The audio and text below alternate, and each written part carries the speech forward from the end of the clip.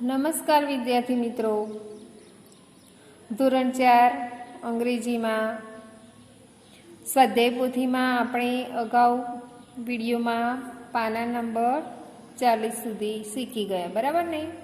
હવે જુઓ સ્વાધ્યાય પોથીમાં પાના નંબર 41. તો જુઓ પાના નંબર 41 ઉપર અહીં ચિત્ર આપેલું છે. જો અહીં ફળ અને શાકભાજીની દુકાનનું ચિત્ર આપ્યું છે. ચિત્રને આધારે આપેલા પ્રશ્નોના યોગ્ય ઉત્તર ફરતે ગોળ કરો. જો વિદ્યાર્થી મિત્રો, આ ચિત્ર આપેલું છે શાનું છે? Fresh fruit. ફ્રેશ એટલે કે તાજા, ફ્રૂટ્સ એટલે ફળો. અહીં તાજા ફળોની નાની દુકાનનું ચિત્ર આપેલું છે, બરાબર? તો આપણે આ ચિત્રના આધારે જે નીચે પ્રશ્નો આપેલા છે તેના આપણે જવાબ શોધી અને તેના ફરતે ગોળ કરવાનો છે, સાચા જવાબ ફરતે, બરાબર? તો જુઓ પ્રશ્ન 1, are their Apple in the shop? જુઓ, શોપ એટલે દુકાન, એપલ એટલે સફરજન, ઇન એટલે અંદર. તો જો આ દુકાનની અંદર સફરજન છે? જો અહીં બે ઓપ્શન આપ્યા છે, યસ યા નો. તો એપલ છે, બરાબર? તો શું આવશે? યસ. યસ ઉપર તમારે ગોળ કરવાનું. હવે એ રીતે બીજો પ્રશ્ન જુઓ, what is the colour of the Apple? તો એપલનો કલર એટલે કે રંગ કેવો હોય છે? અહીંયા બે ઓપ્શન આપે છે, રેડ, યલો. તો એપલ કેવા રંગનું હોય છે? રેડ. તો અહીંયા તમારે રેડ ફરતે ગોળ કરવાનું. પછી 3 નંબરમાં જુઓ, is there a watermelon in the shop? એટલે ત્યાં જુઓ, વોટરમેલન એટલે કે તરબૂચ છે? યસ યા નો? તો નથી, તો નો ફરતે ગોળ કરવાનું. પછી 4 નંબરમાં જુઓ, are there banana in the shop? Banana એટલે કેળા, શોપ એટલે દુકાન, એટલે દુકાનમાં જુઓ કેળા છે? તો યસ. તો યસ ઉપર તમારે ગોળ કરવાનું. યસનું આપેલું છે તો યસ ઉપર ગોળ કરવાનું, સાચા જવાબ ફરતે. હવે 5 નંબરમાં જુઓ, are there brinjal in the shop? Brinjal એટલે શું થાય વિદ્યાર્થી મિત્રો? રીંગણ થાય, બરાબર? તો અહીં તો ફ્રેશ તાજા ફળોની દુકાન આપેલી છે, તો અહીંયા બ્રિંજલ નથી, તો શું આવશે? નો. જો યસ નો આપેલું છે તો નો ફરતી તમારે ગોળ કરવાનું. પછી 6 નંબરમાં જુઓ, are there કેરટ્સ in the shop? Carrot એટલે ગાજર છે? તો ના, નથી, તો નો ફરતે ગોળ કરવાનું, બરાબર?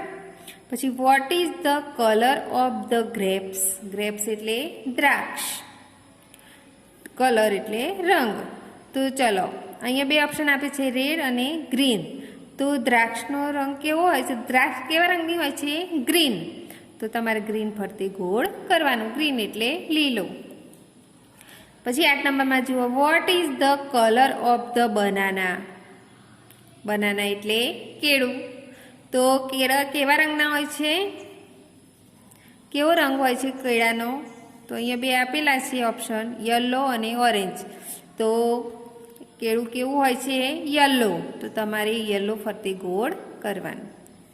પછી 9 નંબરમાં જુઓ, are there tomato in the shop? Tomato.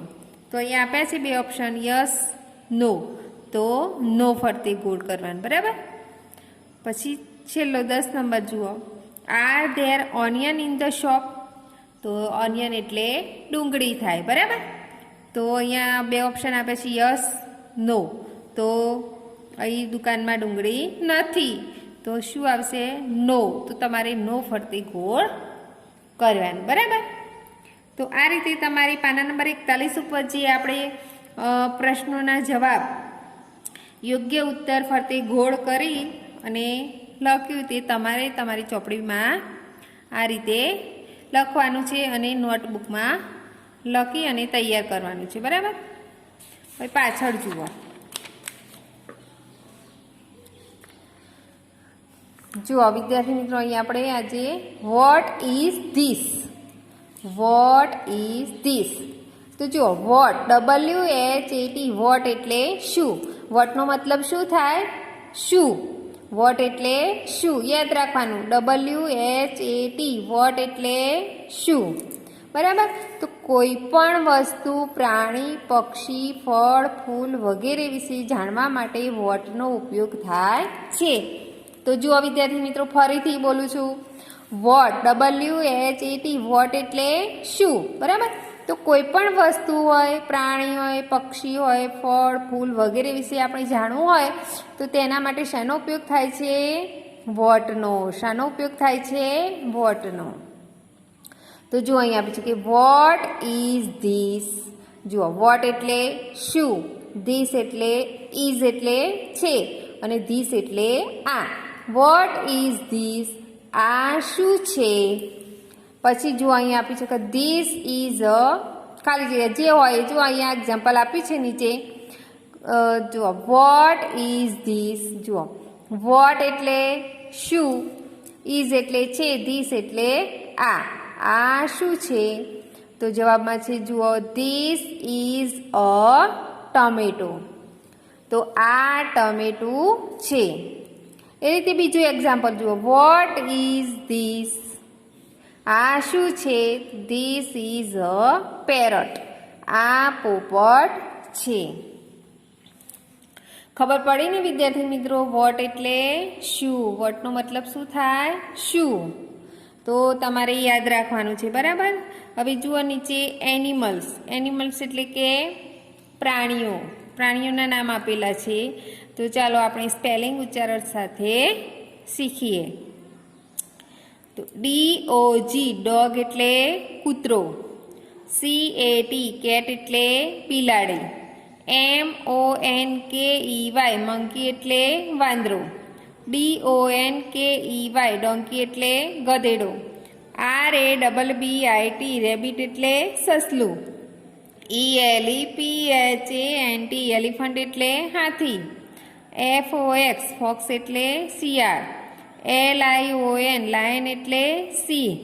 TIGER, tiger એટલે વાઘ. MOUSE, માઉસ એટલે ઉંદર. SQUIRREL, સ્કિવરલ એટલે ખિસકોલી. COW, કાઉ એટલે ગાય. BUFFALO,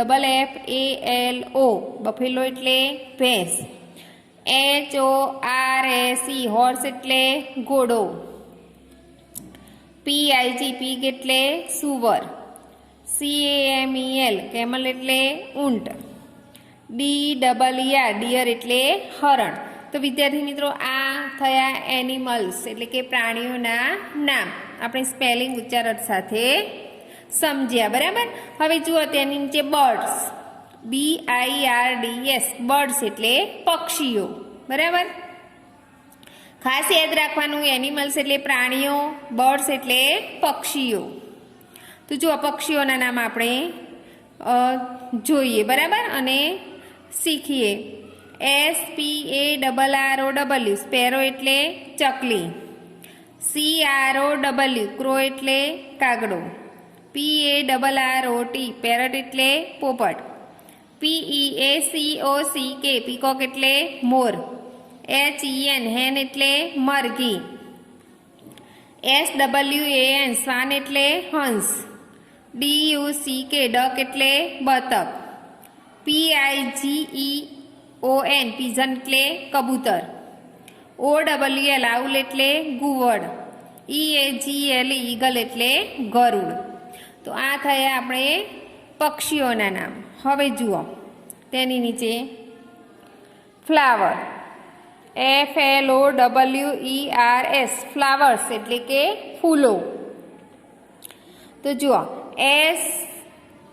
SUNFLOWER, સનફ્લાવર એટલે સૂરજમુખી. MARIGOLD, મેરીગોલ્ડ એટલે ગલગોટો. CHAMPA, ચંપા એટલે ચંપો. JASMINE, જેસ્મીન એટલે જુઈ. LOTUS, લોટસ એટલે કમળ.